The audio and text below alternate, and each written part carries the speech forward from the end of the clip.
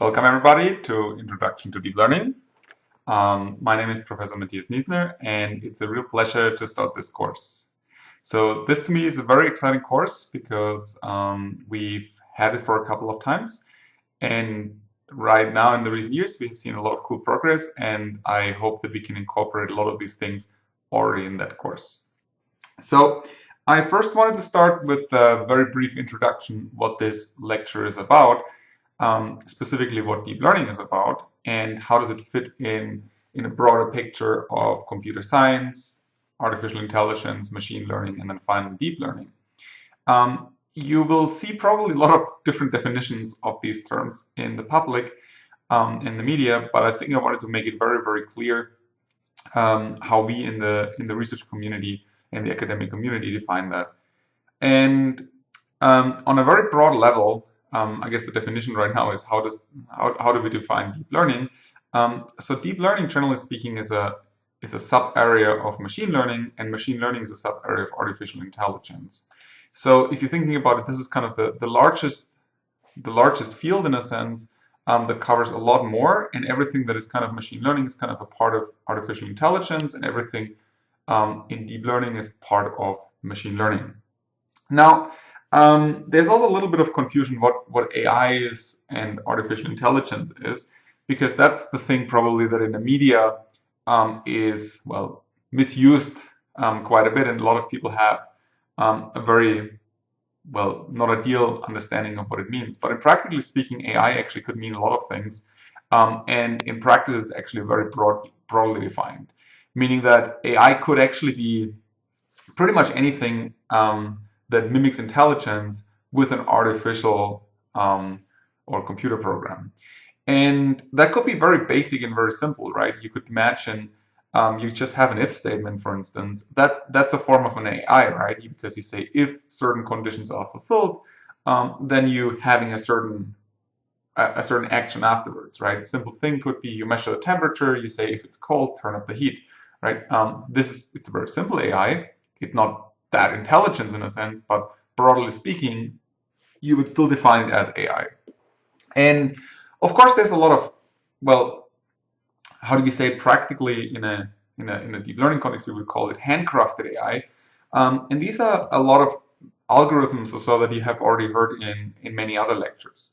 So simple things like a binary search, for instance, right? So you have a sorted array, and you're trying to find the index of the current element that you're searching. That's a form of an AI, right? This is an algorithm that is hard-coded. It's handcrafted in a sense by a human, but the method itself is then run on a computer, and it gives you an answer. So this is an artificial intelligence in a sense. It's very basic. It's not that complicated, but it still can take certain actions in order to find some answers. And this is, as I said, it could be very broadly, like even like graph search methods like Dijkstra, A-star, or graph algorithms like prime and cross-call, logic algorithms, and so on. These are all things that we would consider AI, right? And it's very broadly speaking. So in these specific methods that I'm mentioning here, there's no learning, right? So that's what I mean by handcrafted. These are hand-coded by humans, mostly by code. There's some method behind it, some algorithm behind it, but there's mostly no learning involved. And this is actually the vast majority of AI. It's not that intelligence, but it's still some form of AI. So this is why I wanted to define it that way. Machine learning then is the subset which is doing the same thing, except you're learning. And learning, for the most part, when we talk about it, is learning from data. And by data, I mean from larger data sets where we have training data. And from this training data, we learn the behavior of the respective algorithms underneath. We will talk about general machine learning methods also as part of this lecture, not in specific depth, but we will still talk about some of the algorithms. Very simple machine learning methods are linear logistic regression. That's pretty much the simplest thing we could imagine. That's actually something we will talk already in the next lecture about, because how to solve and optimize these kind of methods is actually quite relevant and will later lead to deep learning methods. There's also more advanced methods that are not deep learning but are yet learning methods. Support vector machines, SVMs, and then random decision trees, forests, jungles, ferns. These are also other machine learning methods that are trained. They have also been, or they are actually pretty popular and widely used for certain applications. They're not deep learning methods, but they're still learning methods by itself. Right, so this is kind of how we distinguish between AI methods, generally speaking, and then machine learning methods that actually train on data.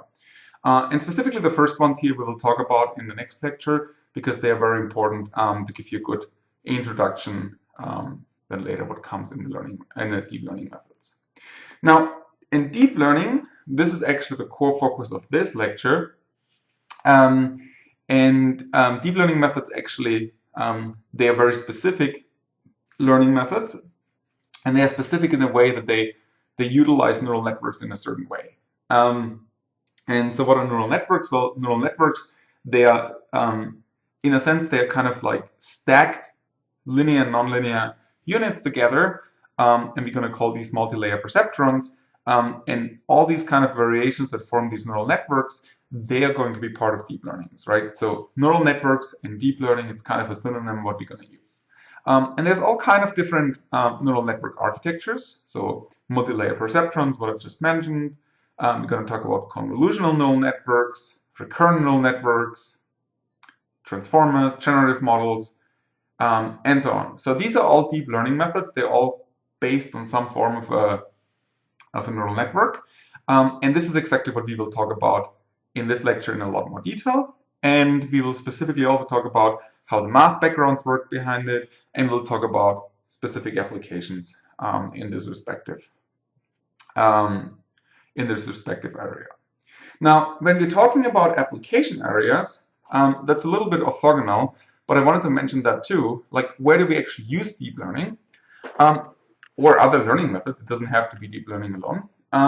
So there's, of course, a lot of areas in computer science, generally speaking, and also beyond.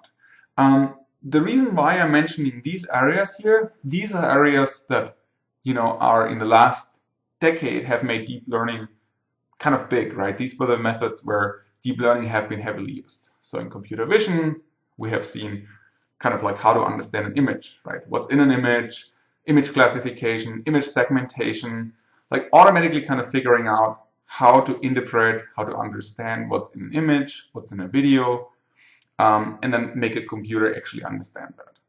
Medical imaging is actually very similar in a sense, right? Except that the sensors change slightly. So for medical imaging, we don't take regular images, but instead we take things like CTs, X-rays, stuff like that. But we also have segmentation problems, we have classification problems, and so on. So these two are actually quite related in a sense, except the data changes a little bit. Robotics is also related to a certain level. Robotics then kind of like utilizes computer vision in one way to figure out what the robot should actually do. They typically need to have some sensors, and one of these sensors often are real cameras. And then you have basically first some computer vision things, and then you have robotics algorithms running on top of it that figure out how to make decisions. Like self-driving cars is a good application for robotics, but also manufacturing, robots at home and stuff like this. So all of these kind of things are also heavily relying on deep learning right now. Another big area is natural language processing. I mean, I'm sure you've used some version of translation services, and they all use some sort of language models that figure out how to like translate from language A to language B. But also NLP methods, you probably also have heard recently about large language models. That is very popular. We're going to talk about this one a little bit. And these kind of language models, how they work, these are NLP methods, and they also rely heavily on machine learning, specifically deep learning methods. And then we have also computer graphics methods. Computer graphics, I'm kind of like trying to describe as more or less generative AI in the visual domain. So for instance, you want to generate an image from a random distribution, or you want to generate an image from a text description. We've seen like text models, Stable Diffusion, DALL-E, these kind of methods. They're kind of graphics-like methods that create some image as an output or even a video as an output. And these are also very heavily relying on deep learning these days. These are not, of course, the only areas of application of deep learning. There's many, many more. This is a little bit related, of course, with our background right now from our research lab. But I would think it's probably fair to argue that specifically computer vision has actually driven a lot of the progress in the last decade. Like specifically, convolutional networks have made a big impact when it comes to developing neural architectures, when it comes to downstream application and so on. So in this lecture, we will actually take computer vision also as kind of a, well, I wouldn't say toy application, but I wouldn't say, but I would say probably like more as an application to guide the learning field, because this is like also how it's historically being researched and developed again in the last decade. So when we're talking about computer vision, we also have to define what computer vision is right now, because that's kind of like inherently connected to the progress in AI and in deep learning specifically. And the reason why this is important for this course is we have to understand what tasks do we have to deal with in computer vision specifically. And this is kind of funny because computer vision, in a sense, is very connected to how AI researchers in the early days have thought about. More specifically, computer vision was thought to be a specific application of AI, right? So in the 60s, AI researchers thought, well, we're just trying to mimic what the visual system of the human does. And then we can figure out how computers or robots can actually understand what's going on in the real world. And this was kind of very interesting because in the 60s, from the medical side and from the neuroscience side, people actually had already, or they at least were attempting to get more and more knowledge in how the visual system worked. And this is so interesting because this is very connected actually with the development of neural networks.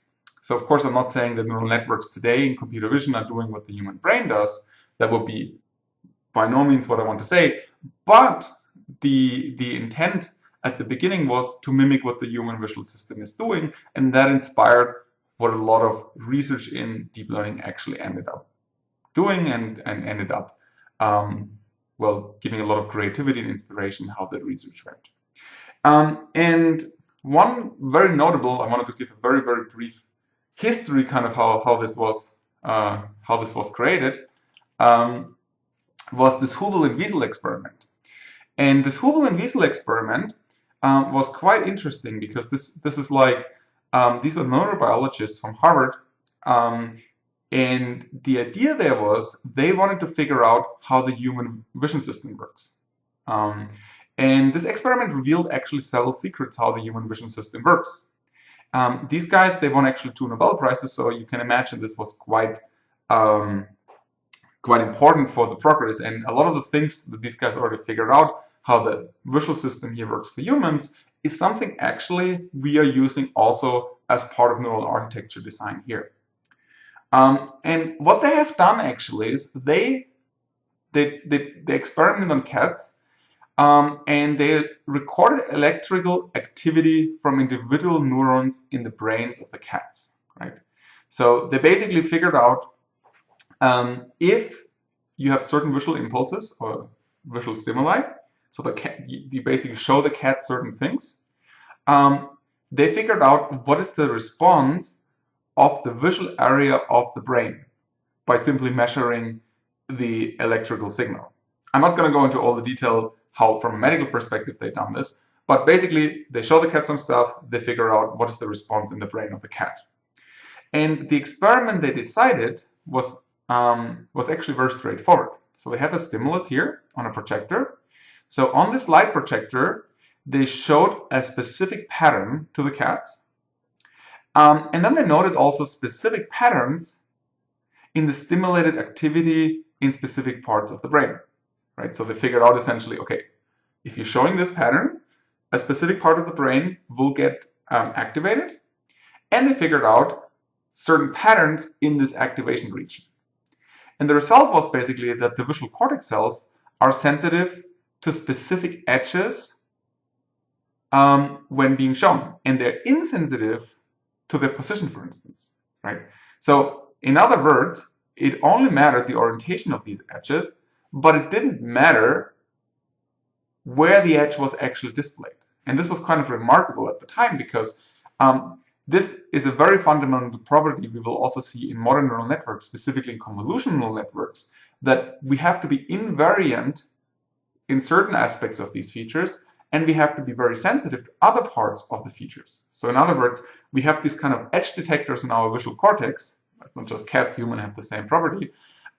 So animals and humans have certain properties in the visual cortex that basically they have specific feature detectors, and these abstract, like kind of the raw pixels from what the eyes are sensing into higher level abstractions. And in this case, they have this edge detector in a sense that is insensitive to the location, but it is sensitive to the orientation. And this is kind of remarkable, right? Of course, this is far away from figuring out how modern image classification and so on works, but it was kind of one of the foundations of how neural networks, and specifically convolutional networks, later on would actually go and figure out feature abstractions from images. Okay, so this was very relevant.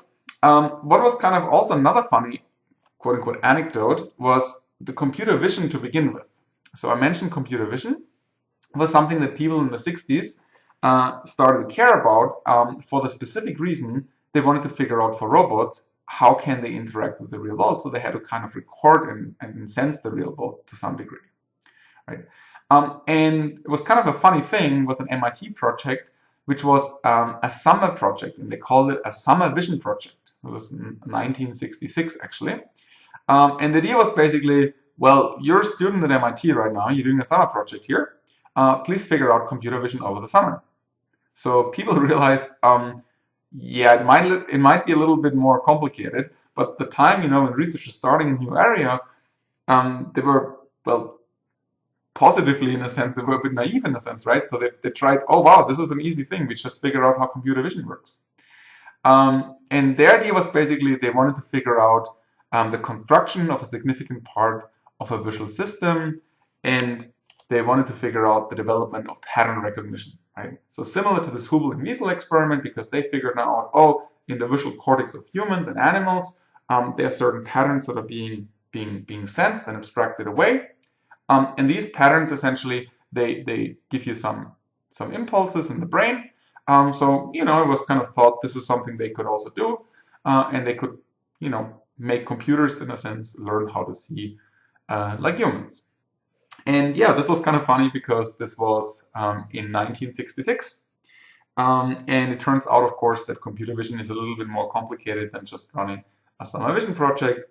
But in fact, it was very inspirational because this was kind of the first time when leading AI scientists wanted to, you know, devise a methodology around it. And then this kind of sparked and gave birth to the field of computer vision. So of course, computer vision has grown since then, right? And specifically, again, as we will see, specifically the use of deep learning in computer vision has grown quite a bit, and is spread to many other areas, right? So like computer vision is the basis of robotics, it's connected to NLP and speech, but it's also connected to optics, image processing, neuroscience, AI in general, and algorithms and so on, right? And then it has many real-world applications in engineering, physics, math, biology, psychology, and of course computer science in itself. Right. So I guess what I'm trying to say here is a little bit, so computer vision, as we will see, will be a very fundamental core to the motivation why the deep learning methods have evolved as they did. And also in this lecture, for educational purposes, we will also mostly work on computer vision problems right at the beginning because it's a little bit easier to understand. And one of the important problems that we would like to look at is, for instance, image classification. Image classification is kind of the simplest canonical problem that we would like to look at and we would like to solve.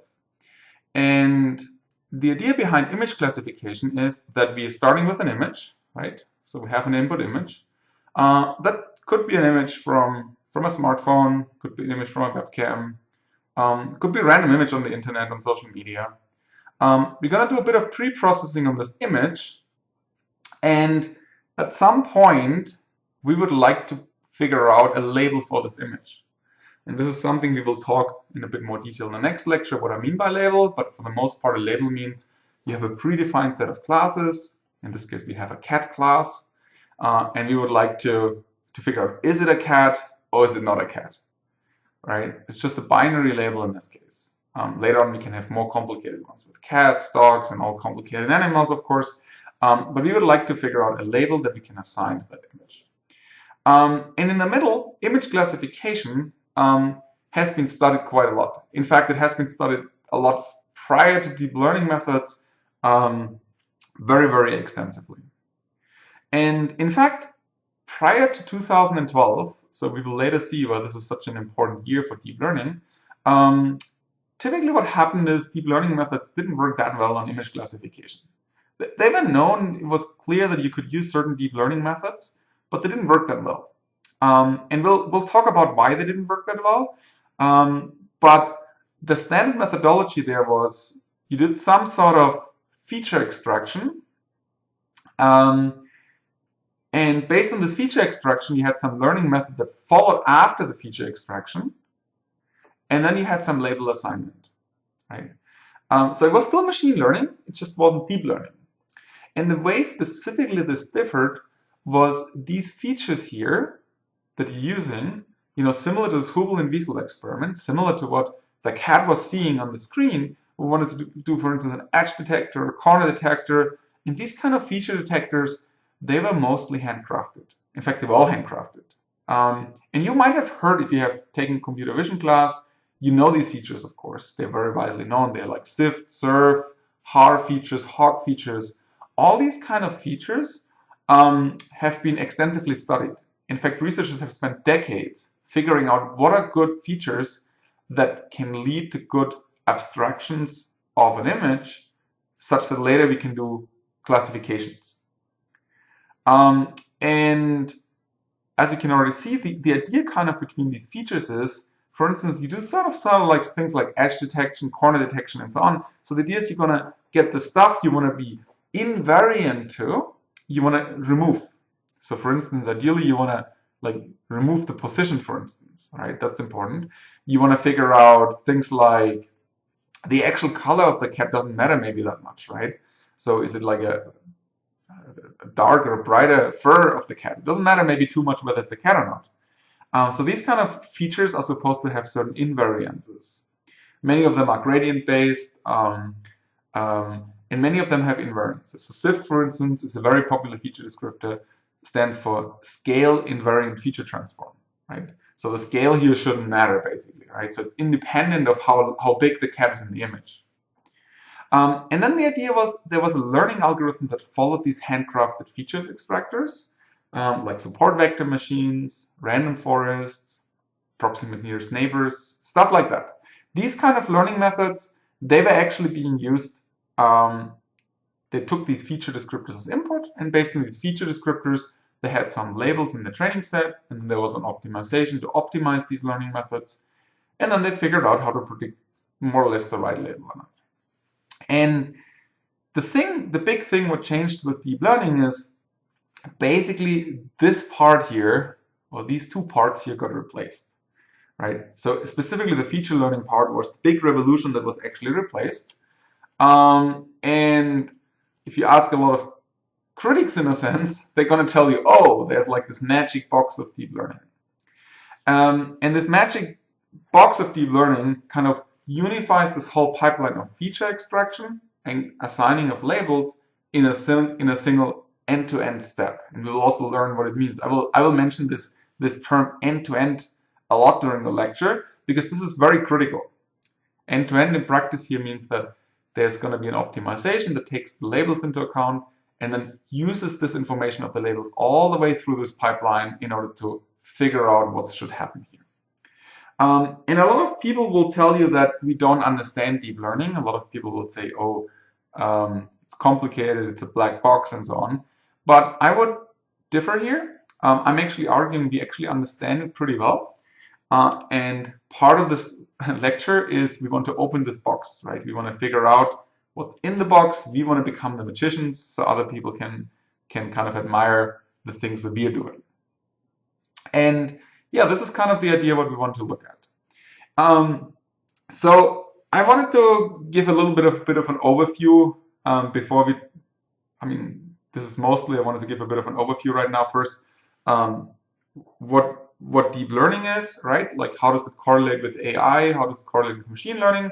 How does it correlate, historically speaking, specifically with computer vision?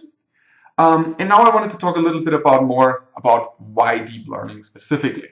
And I also wanted to give a very brief history of deep learning, because I think that is also very important to see what people have tried over the past. And it's kind of, I don't know, I found it always fun. I mean, of course, this was prior to my time too. But it was kind of fun, like how people approached the problem in a sense of deep learning. And there's like this very famous diagram here, the deep learning history. And what's kind of interesting about this one is, if you're looking at things like this generally speaking in research, not just for deep learning, you will see there's often a lot of hype cycles. And there's often things like sometimes a few years this gets attention, sometimes a few years that gets attention. And you can see how these things kind of iterate. And there's kind of an ongoing process in how to make progress in the respective research field.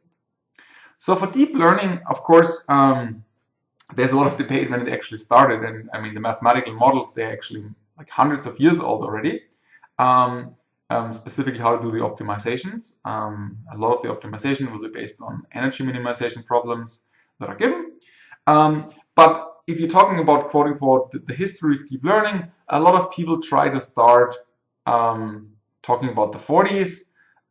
There's kind of a very famous paper in the 40s where people proposed this electronic brain, specifically this McCulloch and Pitts. This is the paper authors. You will see this also very often in this course. I will often mention the author names respectively by referring to a specific method. This is very common in the research field. And these folks, specifically here now, they try to understand how the brain could produce highly complex patterns by using many basic cells that are connected together, right? So they first then thought about, oh, these cells are now called neurons, and then they had some threshold units, and this is kind of mimicking what the brain would do, right? So basically, you connect a bunch of neurons in a sense, right? This was kind of the high-level idea, and these neurons then are thresholded based on certain outputs, and then you could do something with it, right? You can basically have these connected cells. They could then figure out how to make decisions. In this case, they didn't have any learning, which is kind of interesting, right? This was more like think about it more as a state machine, right? So you have neurons together, right? They have impulses. They will have some outputs, and based on these outputs, you threshold it, and based on these outputs, you're gonna get some decisions. But there's no learning. There's no machine learning involved actually at this point. But people then in the 50s, this is like the first, they kind of followed up on this idea. And they thought, well, maybe we can learn these kind of things based on a bunch of samples. So this perceptron was the first model that could then learn weights given training samples. Right? And there's multiple people who were involved in this. There's Rosenblatt was very famous. Woodruff and Hoff was very famous. And what like Woodruff and Hoff, for instance, did is they called this adaptive linear element or adaline. And what is interesting about it, they thought about, oh, you're going to have some like neuron in a sense, and this neuron is going to learn weights such that the outputs are following specific training samples. Now, what you might have to see though is this was in the 50s, and in this case they didn't have the software to do this kind of stuff. So what they did is basically they actually figured out physical connections of hardware to model these kind of things, right? It's kind of interesting. So they didn't have the tools of modern computers available, so they had to find actual hardware to do it. And then, like this was like, people thought, oh wow, this is really cool, right? They figured out this concept of neurons. And then they tried to figure out how to work with this and how to do AI with it. And then in the 70s, or like in the 1969-ish years, they figured out one of the first big problems. So, for instance, they had, in this case, if you take a perceptron like this, and this thresholding idea, what these guys did, they figured out this XOR problem. So one problem here is, if you say, oh, you have a decision to make, right? You can say, oh, if I have a linear model here, right? So I cut these samples here with a linear plane. Then you can never represent an XOR, right? So an XOR means, like, for instance, this is white, and this is black, and this is black. You're going to have the issue that there's no linear line that would cut this in part to represent the XOR issue, right? So you cannot find a line that would represent this distribution of samples. You cannot make this decision what an XOR would do. So even a simple thing such as an XOR was not able to be represented with such a linear model. And at the time, this kind of caused a bit of a major emotional roller coaster for people, because this started this famous AI winter. Like, if you when you hear people talking about AI, you will also hear often about the AI winter, where people thought, oh wow, what we're doing just doesn't work out. People lost interest, and then the hype cycle again went down. Right? And this is what I mentioned before. In research, you often have these cycles where sometimes there's more attention and sometimes there's less attention. But then, eventually, when the dust settles a bit, eventually things get a bit more traction again. And then in the mid-80s, people actually had this very brilliant idea of saying, instead of using the simple linear neurons or these linear models, what they had before, they now wanted to figure out a stacked version of that. And they called this multilayer perceptron.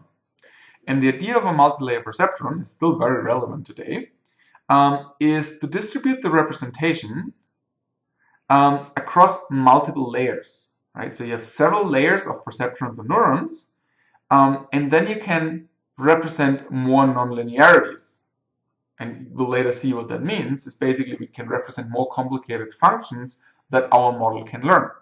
And this multilayer perceptron, we're going to call them MLPs. That's a term that we will hear many, many times throughout this course. Can actually represent, very complicated functions, and we can fit these functions to training data, which is essentially learning. The other thing that people introduced at the time is this learning process, doing it with computers. They use backpropagation. It's a very famous method that is based on the gradient descent optimizer. This will be one of the core optimization methods that is still used up to date and train our latest and coolest deep learning models. In fact, it's kind of interesting that most of the theory that we're using today has actually been developed in the 80s. Right? It didn't work for several reasons that well, but the theory was already there, which is kind of interesting. So, okay, theory was good, but it still took a little bit of time to actually make it work in practice. And then in the 90s, people actually worked a lot with SVMs. This was then, okay, a few more things were working, right? And a few of these things that were starting to work was the SVM models. And that was kind of interesting because there was like another hype cycle. So people started to overclaim a little bit what SVMs can actually do. And then they didn't quite deliver it, and the popularity decreased again. This often happens. We see this also today. We'll talk about this also a little bit. Other areas of machine learning were growing. Kernel methods were also quite popular, SVM methods, right? And then, yeah, like the problem is the overclaims of the deep learning models were a little bit too high, and then SVMs and kernel methods and so on took actually over a little bit. And then, the interest in deep learning went down a little bit. So it's kind of like a second AI winter, we'll say, or at least a period of some darkness. Then until 2007, it starts another like dark period, right? And then with the idea The networks have potential, but they're not quite really easy to train. There's issues in practice and so on. And this then changed like in later on, 2006. These deep neural networks for pre-training were quite hot. There was a lot of work by Jeff Hinton actually. Like Hinton is a very famous researcher that has laid a lot of foundations in these fields. And in 2006 specifically, Hinton showed that a deep belief network can be visually trained using layer-wise pre-training. This is kind of interesting because previously people thought, well, neural networks is the key, but they couldn't train it. And this was like them hinting that, oh, there could be more and more ease of training. And then basically when we are talking about modern versions of deep learning, there was like one big breakthrough, and that was in 2012. And in 2012, what happened is that suddenly deep learning models were outperforming everything else. And they were not just outperforming everything else, they were outperforming everything else by quite a significant margin. So here's an example of a benchmark. And we'll talk a lot about benchmarks in computer vision problems because they're used to evaluate the respective methods. This is a benchmark called ImageNet. It's a large data set with over 10 million of images and respective class labels. And so what people are measuring here is they're measuring the top 5 error in ImageNet. So in other words, it's a classification problem. So you give the model one image, and you're making a prediction, and then you're checking out if your result is in the top out of your results is in the top 5 classes, right? And you don't even have to get the correct class. Like it has to be one of the top 5 in this case, right? And the idea is basically this is the error rate here you see on the y-axis, and this is the respective year when the methods have been developed.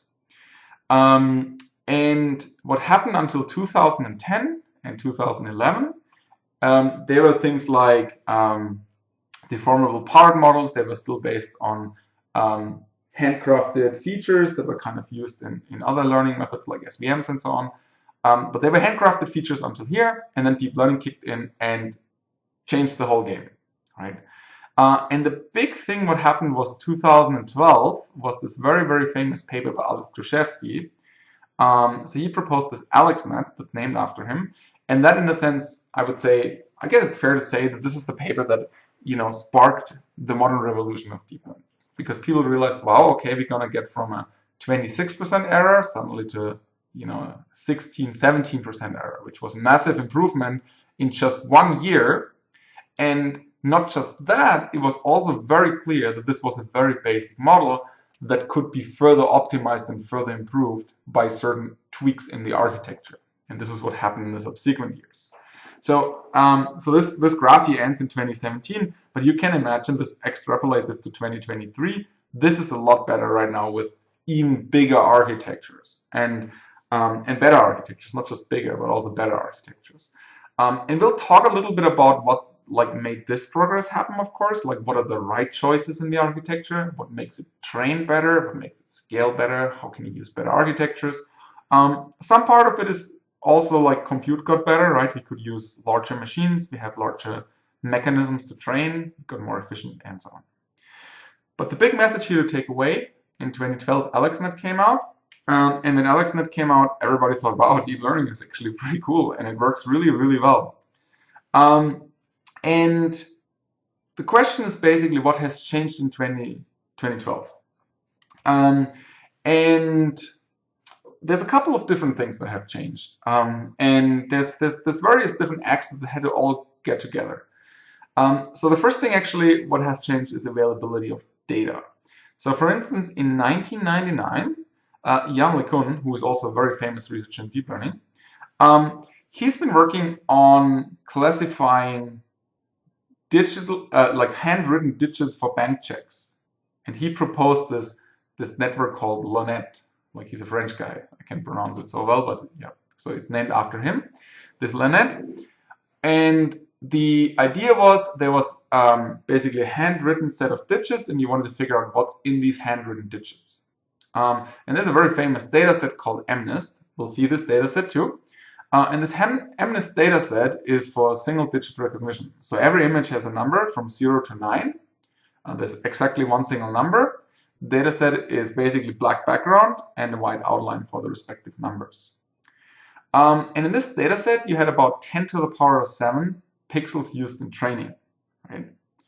And then in 2012, when Alex Kruszewski was proposing his AlexNet paper, that was trained on ImageNet. So ImageNet was already 10 to the power of 14 pixels used in training. Right? So if you're comparing the difference here, there's like 7 orders of magnitude difference in the availability of training data in a sense. Of course, number of pixels might not be the best measure, but I just wanted to give you a bit of a sense of the complexity here. Like this is like tens of thousands of toy images, and this is tens of millions of real images in the free world, in the wild. And that is a big difference that now more training data was available, and it's one prerequisite in order to make things like this happen. What else is important? Well, data, we've talked about. But there's actually much more. It's not just the data itself. We also had to know what we deal with, how to deal with that kind of data. And more specifically, modern GPUs were kind of important. So what people used for graphics, for gaming, and for playing video games turns out to be really good for deep learning models. They are really scalable, and they can train these models in a reasonable amount of time. A reasonable amount of time is another thing we will discuss in this lecture. It could take still a long time to train big models, but at least it was at a level where it was feasible. Before that, it was just infeasible to train models like that. And that was very critical actually to make things work, to have hardware that could actually train these models. It turns out all you needed is matrix vector multiplications. And that's something that GPUs, graphics cards, can actually do remarkably well, and remarkably well in parallel. So they can do a lot of this stuff in parallel. And then based on these, okay, we have more data, we have better hardware, we could actually make the models more complex, and more complex models lead eventually deeper models, better models lead eventually to better performance. Now, this is essentially what made, like, data and hardware made it possible for Alex Kruszewski to do deeper models. But since 2012, there has been another thing what has been introduced. Not just the hardware got a lot better, also the software got massively better. We'll talk about this a little bit. Even in 2012, so Alex Kruszewski, they implemented a lot of stuff on GPUs. So they used basically CUDA programming. And you had to actually know how to use CUDA parallel programming on GPUs when you had to do this, right? Because there was no deep learning framework available at the time. So the first people who did this, they had to figure out what's going on. I also want to teach this to some degree. I'm not going to, not a CUDA course, right? We're not going to talk about this too much. But at least I would like to get across a rough high-level idea how GPUs work and how you can program on them. You can't get very far in modern deep learning without knowing anything about that and just using the modern deep learning frameworks like PyTorch or TensorFlow, right? But I think it's very important for the understanding of certain design choices, why and how the GPUs actually work, right? So another thing what contributed nowadays to the 2020s plus success in deep learning is essentially that we also have really amazing deep learning tools, and we'll talk about what is so amazing about them. Deep learning also got recognized a lot, actually. Specifically in 2019, the ACM Touring Award got awarded to Jan LeCun, Jeff Hinton, and Joshua Bencho. So these folks actually were credited with a lot of the theory in the 80s. I mentioned this, right? They've done a lot of the work in the 80s and 90s. They're still very prominent figures in the deep learning field. They're still doing a lot of stuff, of course. But their groundwork actually made a lot of these things actually possible. And if you don't know it, the Turing Award is kind of the highest award that you can get in computer science. They don't have a Nobel Prize in computer science. But they have a Turing Award, that's the analog to that, and they got awarded in 2019. So also for yourself, if you are aspiring to get a Turing Award, you might have to wait a little bit because these folks also had to wait almost 20-30 years when they started with the groundbreaking ideas. Deep learning is heavily used right now, and I wanted to give you a bit of an examples specifically in the area of computer vision because that's our area where we work on.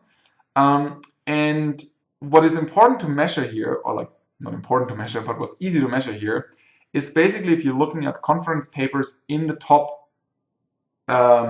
conferences in computer vision. So if you're publishing papers in computer vision, you're typically publishing them at CVPR, ECCV, or ICCV. These are our like leading top 3 venues. And basically, this was like from 2013 to 2016 in CVPR and ICCV respectively. Like you saw that more and more papers actually came across that used actual deep learning. Right? Basically in 2012, almost nobody used it, and then the percentage grew quite rapidly. Right? So you got more and more papers that were actually using deep learning at the time. And so this is the percentage here of how many papers actually use deep learning. That changed a little bit now. We are not there anymore. Basically, in computer vision, every paper pretty much uses, not every, but let's say 95+% papers use some form of deep learning in these areas because they're very easy to use and they provide amazing performance. And this is really remarkable because now you can do a lot of things relatively easily with deep learning. And it's not just the percentage of papers that use deep learning actually changed, it's also the total numbers in this field changed. So in these fields like computer vision, they probably had, per year, they had like 100-ish papers, 200-ish papers or so, right? And then what happened is, until let's say 2020, 2023, there were over 1,000 papers, right? So there was like, in these few years, in this decade, there was over a 10-15x growth in these conference papers. So that means there's just much more interest in the academic community researching papers like that. Similar to the fact that we have a lot of people right now taking this course in this class because there's just a lot of interest with it. And it's not just the academic interest, there's also a lot of economic interest. We'll later talk about this one too. Okay, so deep learning in computer vision, we also gonna have certain other things that have been quite interesting. There have been a lot of generative papers, like GAN papers have appeared. Generative adversarial networks, we'll talk about later about these, just saying the sub-trends that have appeared. LSTMs was a fun trend that came across for a while. But yeah, like every paper right now basically uses some form of deep learning. This was 2018, of course, like we are 5 years later right now. Most papers use deep learning, and it's super exciting because the field has made a lot of cool things possible. If you're talking about specific applications, I wanted to give a few examples. How far are we actually right now? So it's now, like this graph goes to like 2018, but we actually are in 2023. So a lot of things have actually been researched on the computer vision side in terms of give me an image, tell me what's in that image, right? And this is something we will talk, this will be one of the main focuses of this class because it's just a very nice task, image understanding, how to teach the methods and the algorithms behind deep learning. Okay, so one thing that is being used quite heavily is object detection. So you can detect certain objects like this hat here, you can detect the dog here, and you can also assign the respective labels to these ones, right? So this is a detection task, very common. Detection tasks are widely used for various applications. This is an example on a car, right? So this is a self-driving car data set called Cityscapes here. And this data set you ideally would like to detect all the objects in the scene. You can see this model is not that great because it doesn't detect everything yet, but it's already doing something, right? So you see yellow is a pedestrian, green here is a car label, but you can see it doesn't recognize everything at the same time, right? You can do things like segmentation. This is a segmentation task, so now you want to have per pixel labels, not just doing detection. You see also, this is also a model that is probably, I don't know, like 7-8 years old right now. There's better models, of course, available. But you can see it's also a pretty difficult task, but it's kind of cool that you can now get a lot of cool results as an output here. Yeah, deep learning is quite heavily used in medical. So for instance, you're taking certain scans, CT scans, X-rays, or whatever. You want to do things like cancer detection, like if you have a tumor or not. I should say probably healthcare is the one thing that made probably the most impact right now. It's not easy to see, but the thing what is kind of funny for medical devices. So I'm not a medical expert by any means, but the problem is basically we had a lot more machines that could do certain scans. Like the number of CTs, I think from like 2010 to 2015 grew by like 3x or so in all the hospitals and all the doctors' offices, right? So you had more CT scans, but the number of radiologists like looking at these scans was just not growing that quickly, right? So you had maybe like a 20% increase of radiologists and you had a 3x increase of CT scans, right? And the problem is basically you want to automate the detection, right? You want to figure out how can we help the radiologists to figure out how to deal with the sheer number of scans. And this is where deep learning is actually used quite a bit. So all the medical devices right now, when you go to a hospital, take a certain scan, they most of the time have some sort of image segmentation method behind the scenes running, and they use some form of deep learning, of course. We also have more entertainment applications. I'm very excited about channel hop gaming. I will bring more gaming applications hopefully into this lecture because I think it's really, really cool. AlphaGo was really interesting, right?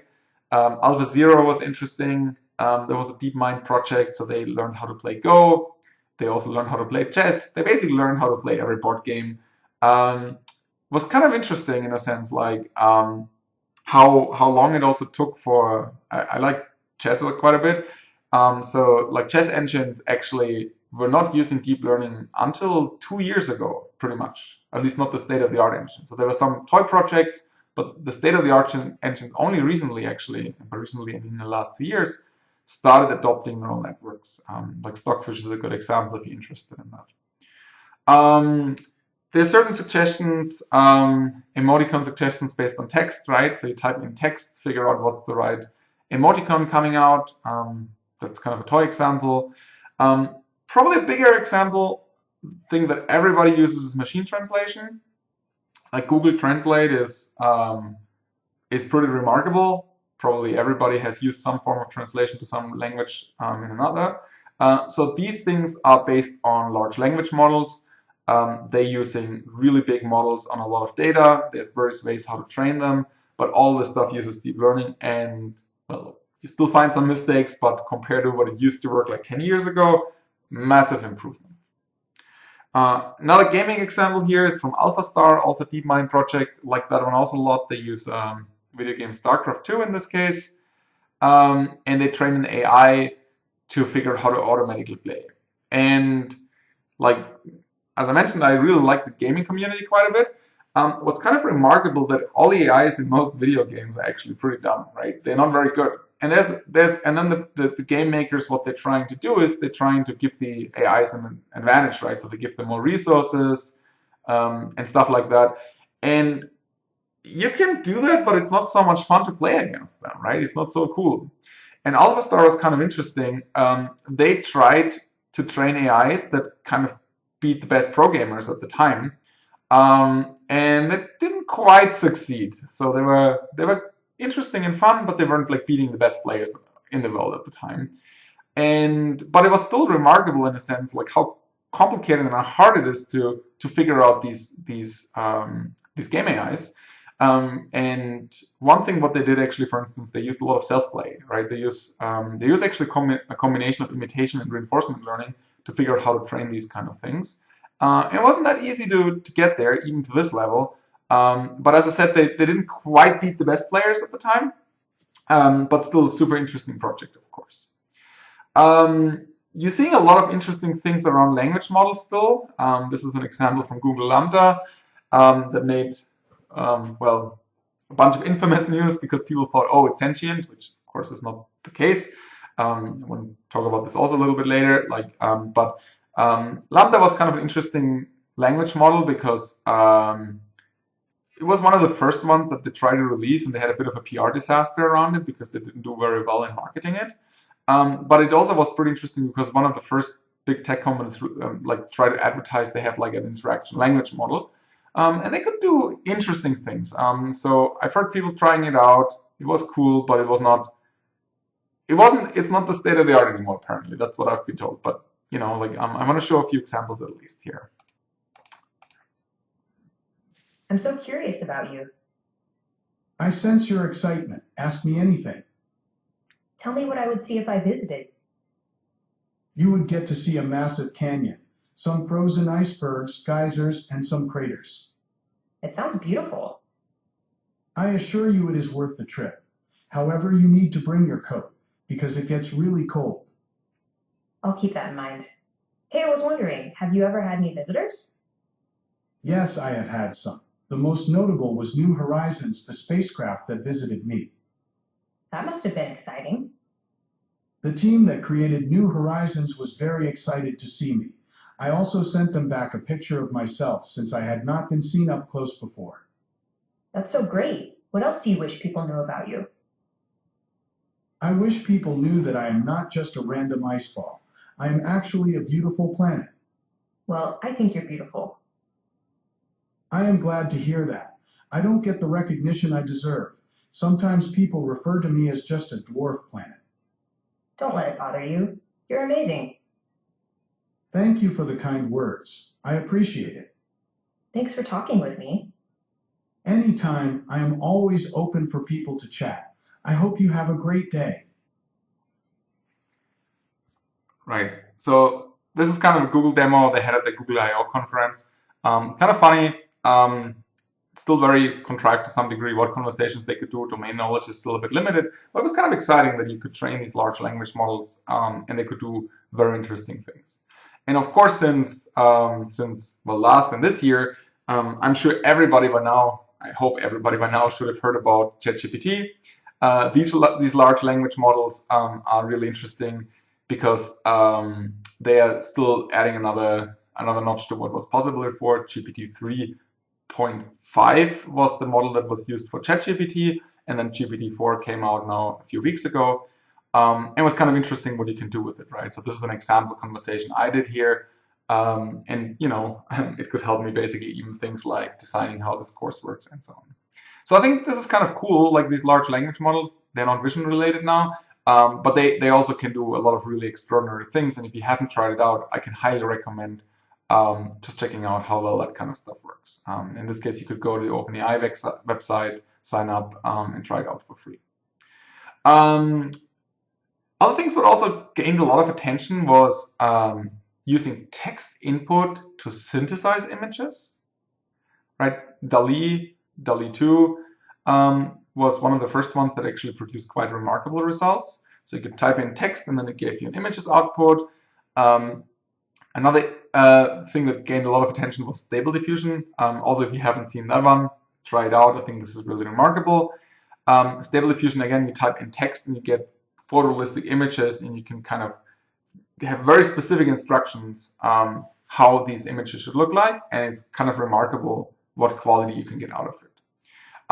Stable Diffusion is also kind of interesting. That is actually a project that was started at LMU, Björn Ammer's group, which was our sister university here in Munich.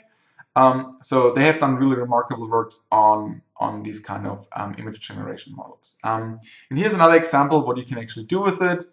And this is an example where you basically use Stable Diffusion to outpainting. So you give parts of an image, and then you can use Stable Diffusion to make it complete and add more and more content to produce a larger image as an output.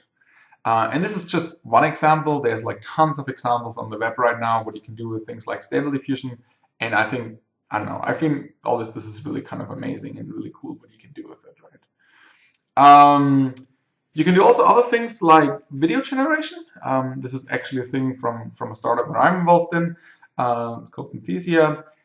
It's built on a bunch of stuff we have done in our lab. Here the idea is basically you type in text, and based on the text you generate a video. And in this case, I use my own avatar here. So this is me. I hope you can recognize it, I guess. And I typed in the text, and based on the text, you can then create the video output. And the idea is that, you know, this is all automated, and then you can get pretty much photorealistic videos as output. So this is what I just generated before making the lecture here, to give you a bit of a sense what you can do with it. Welcome to the Introduction to Deep Learning, a lecture at the Technical University of Munich. I am an AI avatar who will be teaching this lecture, and we will be having a lot of fun together. We will talk about neural networks, how to train them with SGD, and how the latest CNN models work for image classification and segmentation. So in this case, the voice is not my voice. The voice is a generic AI voice. There's also a version that could do my voice. This is mostly showing the highlighting in the video part. So this took a recording of myself, one video, and then you can reanimate the avatar afterwards. What's kind of nice about it, though, you can now generate videos in all kinds of languages. So I can also do this in German. So here's the next version in German.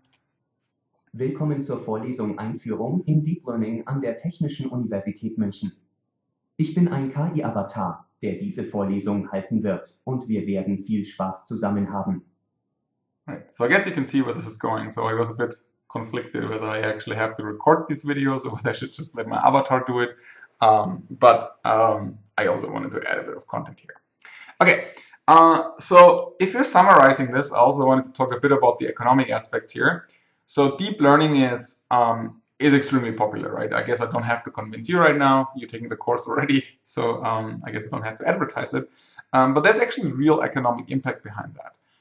And aside from the big tech companies, there's like countless of startups working in these spaces, and there's like astronomical questions of how big all that market is going to be. But it's pretty sure that it's going to impact a lot of parts of our society. And there's like various estimates of like the deep learning market is expected to be worth like $400–500 billion by 2030. It's a little bit hard how to measure it, of course. This was one study that some folks researched. A little bit hard to say like how this is practically going, because you could already argue that the market is already larger than this if you're taking the value of the big tech companies right now. But it's very safe to say that like contrary to the previous AI winters, there's actually real-world applications that use deep learning, right? Examples are machine translation. Examples are localization on things like Google Maps or so on. Like ChatGPT is going to have probably a lot of actual applications around it. And with that, I think you can probably safely assume that this market will grow more and more and will be pretty relevant in the future. And this is also pretty relevant here. Why we're doing it also at the university, of course. I mean, of course, it's super exciting and it's super awesome, but it's also a great career provider, right? So I would argue still, like, I mean, doing deep learning is pretty much a safe bet to get an amazing job afterwards.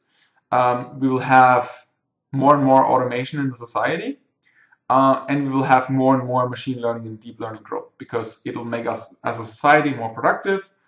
And because of that, top-notch companies will be very, very happy to find people who work actually in these areas, right? And there's like countless of industries, right? There's IT companies, of course, that's of course expected, like big tech companies. There's car companies that are hiring. Self-driving cars is important. Logistics companies like Amazon, also healthcare like Siemens. Like I guess I shouldn't just single out a few companies. I think pretty much the entirety of the market is looking for people in this space.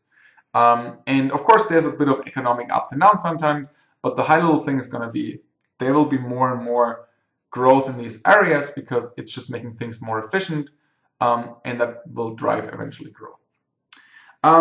So this is great. This is amazing why you're taking these lectures, of course, but at the same time, it's also quite challenging.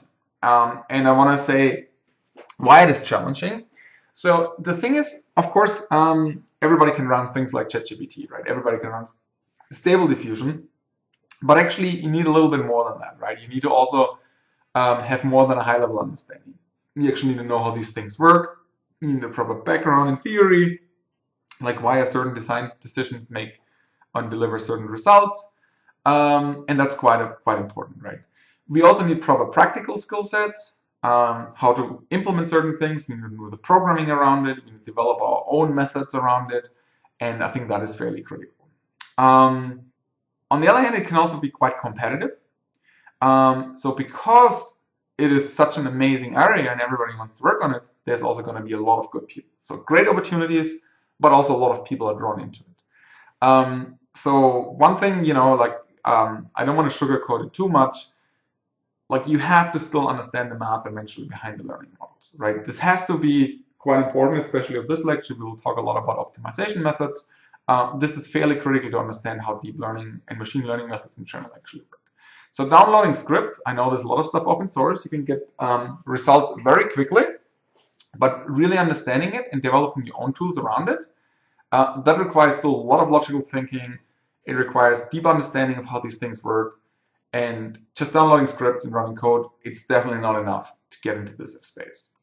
I would go even a step further. I'm even arguing that for most of these jobs and cases, you often even require PhDs. And that's, I think it's exciting, actually. I think there's really cool opportunities to research, to also make progress on your own. But also use it for your own economic interests. But becoming an expert is not that easy actually anymore, because it's very competitive, and also the understanding the educational cycles are becoming quite long actually around it. Okay, challenging, but on the other hand, of course, a really amazing field. There's a reason why I became a professor here, and I really like the area. So I think for me, I definitely don't regret my choices there. Okay. So deep learning is not just interesting for academic communities, it's also super interesting on the internet. And what I mean by that is it's quite entertaining. There's a lot of deep learning memes going on. So I think aside from understanding the math behind it, understanding what's going on, I think it's kind of cool to see all the memes that people can come up with, like deep learning memes, like here deep learning, like person sitting underwater and learning underwater. We're gonna get like common misunderstandings of what deep learning folks are doing, right? So society thinks you're the Terminator, the friends think there's a brain on the chip, and so on. There's like all kinds of various things around this one. There's kind of more fun memes. Deep learning is everywhere. One does not simply learn deeply. It has to understand really what's going on. There's also these types of headaches: migraine, hypertension, stress, and the math behind deep learning. I hope it doesn't cause you so much headache, but of course these kind of things are super cool. So if you're just Googling a little bit memes about deep learning, I think you will find a lot of interesting and fun stuff to look at. I also wanted to take a bit of time to just give you a bit of an overview of what folks in deep learning are doing at TUM. I'm not can give you a super broad overview. There's like many more people right now, and I apologize if I don't mention all of them at once. But like the core in the computer science department, for instance, there's a bunch of labs that are also involved in these lectures here. There's of course my lab here, the Visual Computing and AI lab. We do computer vision, graphics, and machine learning. I'll show you a little bit what we're doing there. There's the 3D AI understanding lab by Professor Dai. She's doing research in 3D perception, 3D scene understanding. She, for instance, gave the lecture last semester. There's the computer vision group by Professor Grammers. So he's like a core vision guy who's looking at pattern recognition, also classical methods. There's data mining and analytics by Professor Gunnemann. He's doing a lot of stuff on robust machine learning, on graph structures. Super popular. He's doing really great stuff. There's computer-aided medical procedures by Professor Nawab. He's doing like medical research. There's more medical folks actually. There's Daniel Rückert, Julia Schnabel, Julia Gagnoer. There's many more. I'm probably forgetting a bunch of these, but there's a lot of people actually using deep learning, and I apologize if I forget a few right now. Just go to the TUM website. I think it's very difficult right now to actually not do deep learning at the moment. Okay, some of our own lab, if you're interested in that one. So our website is here. You just can click on the website. It's the Visual Computing and Artificial Intelligence Lab that I'm heading. We also have social media handles if you're interested. Sometimes I post some random stuff on Twitter. And for instance, I also post our own research around it. We have also the YouTube channel. So these videos, I'm assuming since you're looking at these videos right now, you must have found the YouTube channel. Otherwise, you wouldn't be watching it because that's where the videos will go. So if you're interested in, for instance, doing some research later on with us, we're always looking for great people. And we also hope that we can offer some very interesting and nice opportunities in these areas. I wanted to show a couple of research papers that I found kind of interesting in the last 7-8 years, I think. Just a few examples. So this is a paper, for instance, where you do video segmentation. It was one of the early papers that got a lot of attention. It was a one-shot video segmentation paper by Professor Grammers and Laura Leal-Tache's group. It was kind of remarkable, right? So you took a video as input and you wanted to figure out how to track the segmentation throughout the whole video. Doing optical flow was one thing that got a lot of attention. This was a collaboration with Professor Grammer's lab and Thomas Prox's lab in Freiburg. So they introduced this optical flow networks, FlowNet. There's now FlowNet, a couple of versions already about it, right? So you can basically take a video as input and can predict where things go in the video. Multi-object tracking is still a pretty big topic. In this case, you're having, for instance, here, right? You're having several input frames. From these input frames, you're detecting first the objects, and then you want to track where does each individual person go. Very important for self-driving cars, for instance. Laura Leal-Tache's group is doing it. Unfortunately, she left TUM now, but she was also one of the co-creators actually of this course. And she's done an amazing job in multi-object tracking. So she's a leader in the research community there. If you're interested in detection and tracking, like you might want to reach out to her and ask her what she's doing on the research side there. There's stereo estimation. This is from Professor Grammer's group as well. They're doing a lot of stuff on outdoor scenarios like these ones, right? They're doing SLAM methods. And here they're doing stereo reconstructions from the images, right? They're using neural networks essentially to get the 3D geometry and then figure out how to use that geometry to fuse it into a global 3D map and figure out how to understand the environment around it. Another example here is from Professor Thürer's lab, actually. So Professor Thürer is originally a graphics professor, but they're doing a lot of stuff on simulation, and they're using now deep learning to help these simulations to simulate very accurate smoke in this case, or they have other papers where they do it in fluids as well. It's very exciting research that is heavily used in the movie industry. So Professor Thürer also won an Academy Award, basically an Oscar, for his work. And this is really quite exciting because this is like these generative models that can now help you to get CGI effects in movies, essentially. Here's some work from our lab. So we do a lot of stuff on video generation. This is a work by Justus Thies. He was a postdoc at the time in my group. It's called neural textures. So the idea is here you get this video as input, and this video then drives this respective output video. And this is completely synthesized with the AI here. And why? I would really say Clinton, probably. I would have to say Clinton. And why? There was a little spirit. And frankly, he would have been had he. And you can do a lot of cool things with it. Yeah, you can take your favorite politicians. New year is a time to look ahead. And in 2019, the UK will start a new chapter. You can also use these kind of methods to get 3D reconstructions of faces. There's another example also from Justus's group in collaboration with us. He's now a group leader at the MPI, actually.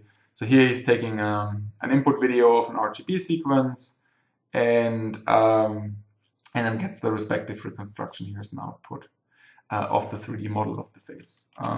Here's another example. Here we're taking basically NERF is a very popular thing, neural radiance fields. We do a lot of stuff in neural radiance field. This is a bit more recent here.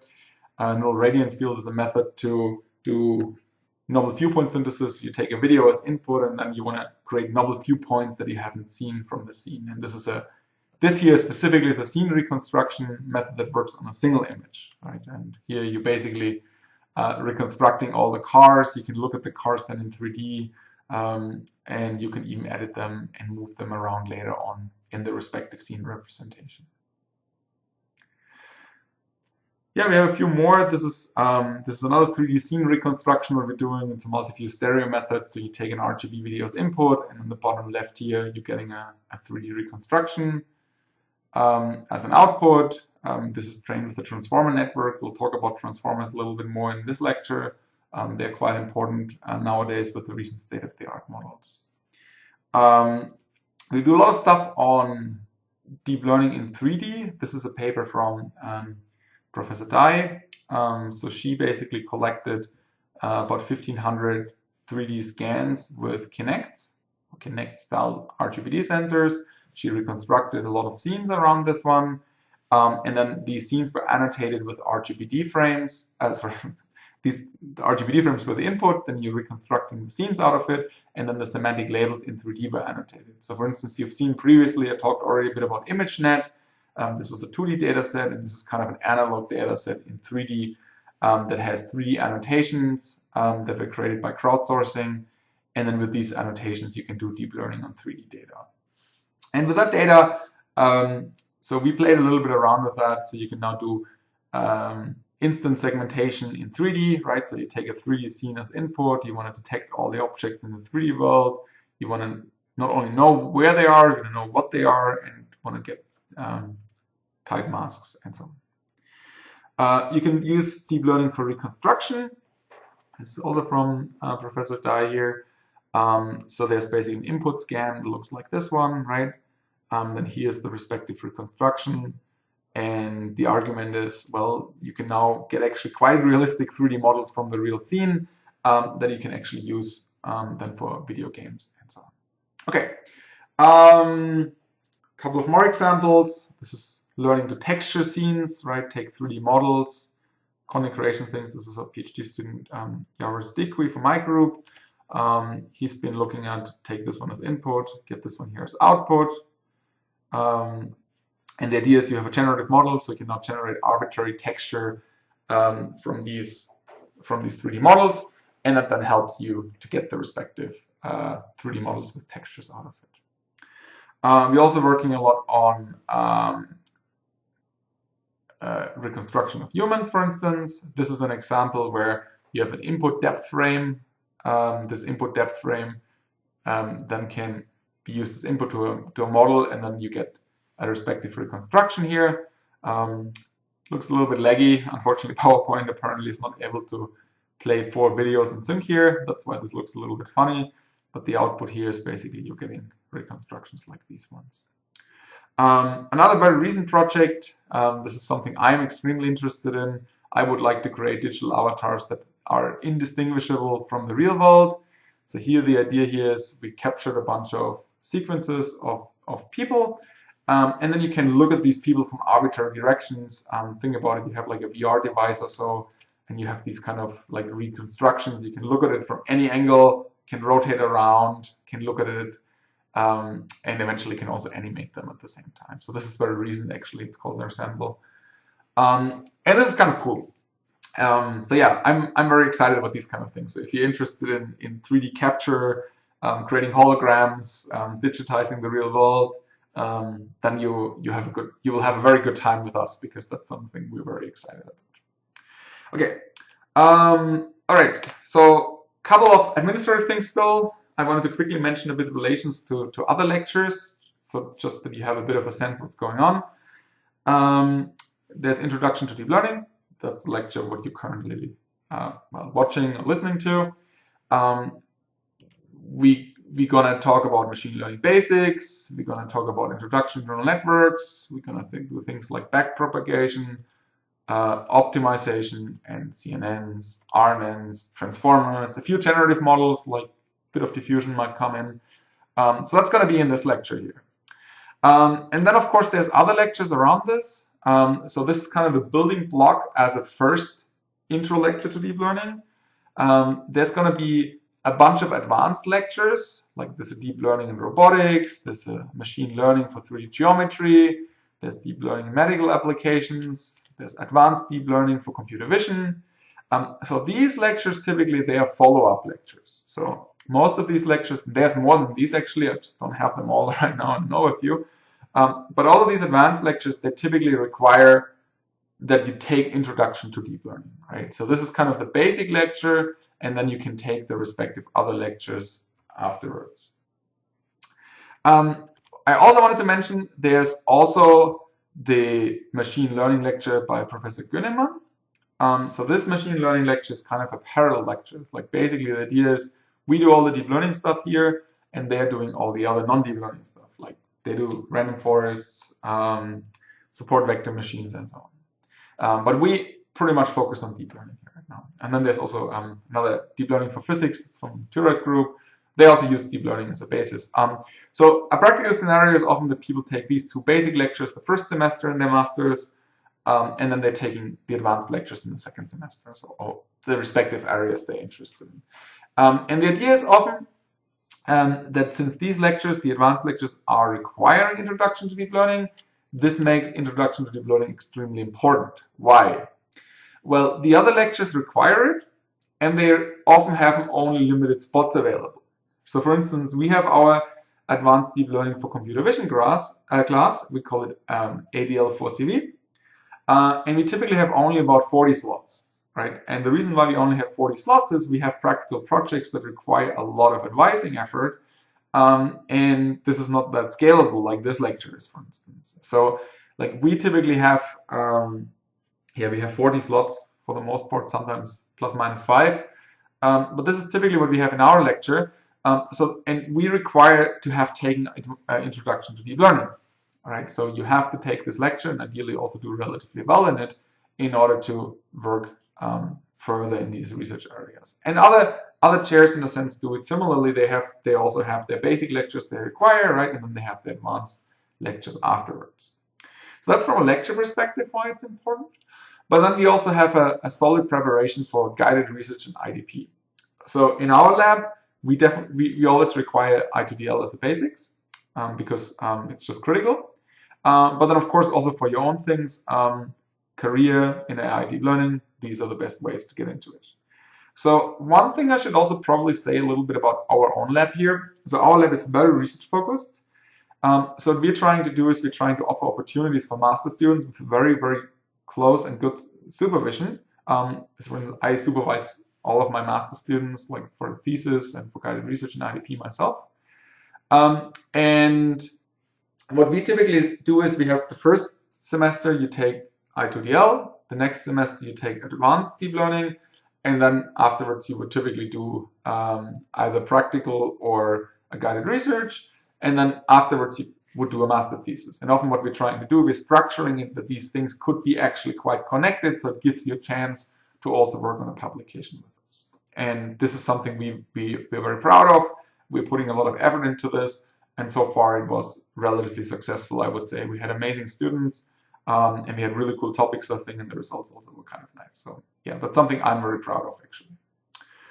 All right, so yeah, I2DL is important.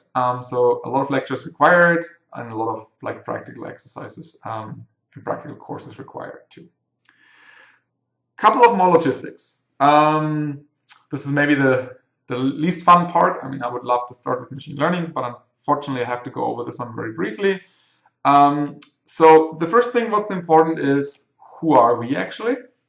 So the team who is giving that course is the lecturer, well, I mean, me in this case. We have also 3 PhD students that are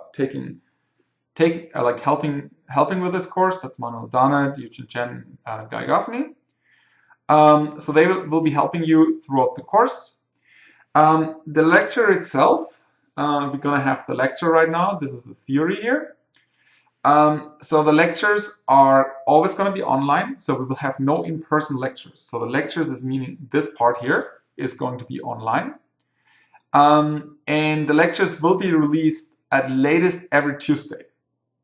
They will be released on Piazza, and they will be released on our lecture website. This is an important website you should know. This is it's on my GitHub. So this I2DL GitHub repo, this is where we're posting a lot of content, meaning we're posting the lectures, the recordings, and we're posting the slides. What's important here right now is what I wanted to say. The lecture itself will be posted there, and we're gonna re-record the lectures, meaning that I'm gonna re-record the lectures. This will be a new course specifically for the semester.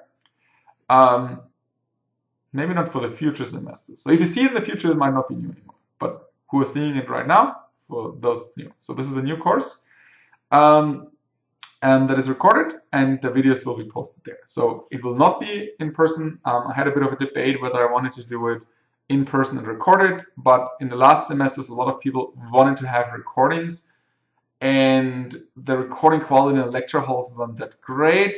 So we decided to put it on YouTube, release it every week, and we hope to deliver this way the best content and the best learning experience.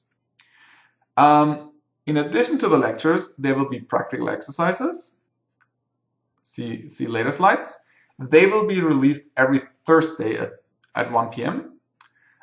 There will be tutorials. There are online videos posted on Piazza and the website, and there will be programming exercises. And this part will be important because there's going to be an exercise session that is accompanying this lecture.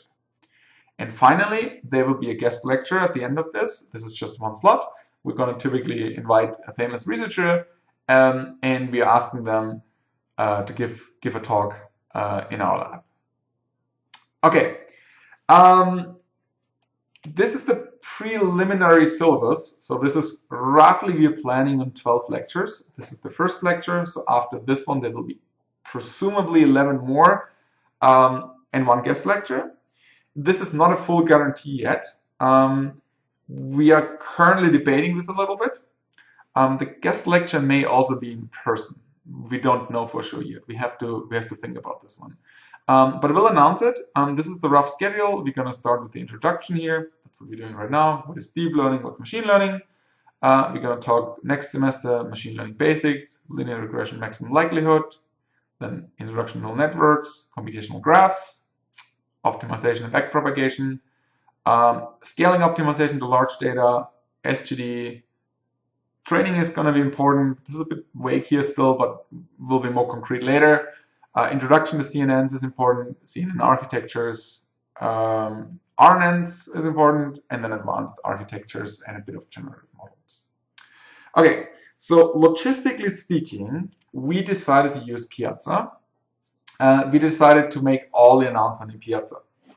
You should sign up online for access on Piazza. This is really, really important, right? Otherwise, you don't see the announcements. You should select Summer 23 and search for IN 2346. This is this lecture. Use your TUM email at mytum.de email. And again, important to sign up. First thing to do is to sign up there.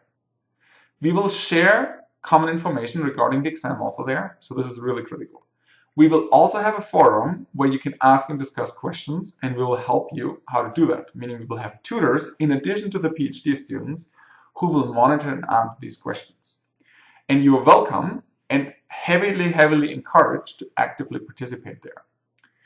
The only thing we ask you not to do is please don't post solutions to the exercises. This will be not great. You can post private questions visible only to staff as well. And this is mostly how we're going to do interactions. Okay, so Piazza is in a sense replacing Moodle. There are certain decisions why we decided to do it, certain reasons why we decided to do it this way, but yeah, Piazza is going to be the way to go. The website is, again, this GitHub here. That's important because there will be also the lectures and the slides on afterwards. And you can see all the content that is going up there.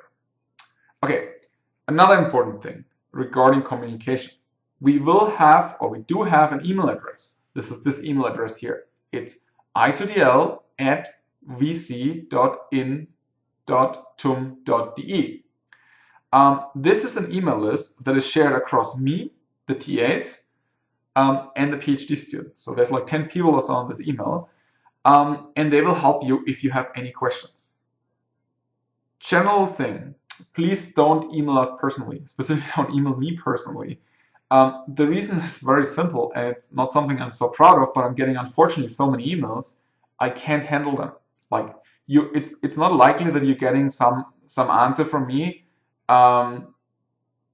in time. Like, my email is unfortunately so flooded, it's very difficult. So the reason how we're fixing it is we're using an email address, an email list, email that one, and then hopefully this works better. And we're trying to make sure that we're giving timely replies if you have questions. Again, please don't email us personally. Use the common email address to ask questions. General thing, always use the email list for organizational questions, right? So content questions like, oh, I messed up something in the lecture, there's an error on the slides, or there's something wrong with office hours, stuff like that. Ask in Piazza or in the office hours first, right? Like content questions, use Piazza or office hours. And yeah, otherwise you can always post issues there in Piazza, same thing. Like emails should not be the primary concern. We have the email list, we think it's important to have it, but please only use it when it's really necessary. For the most part, please use Piazza. If there's something wrong on an exercise, if there's a question to the exercise content-wise, ask it on Piazza because other people might also like it. Okay, there will be virtual office hours.